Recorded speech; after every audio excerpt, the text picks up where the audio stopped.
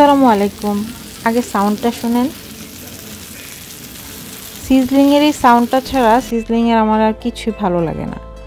Sizzling বলে হচ্ছে chicken sizzling, beef sizzling, কিন্তু দেওয়ার সময় আগাগোড়া ভেজিটেবল দিয়ে ভরা থাকে।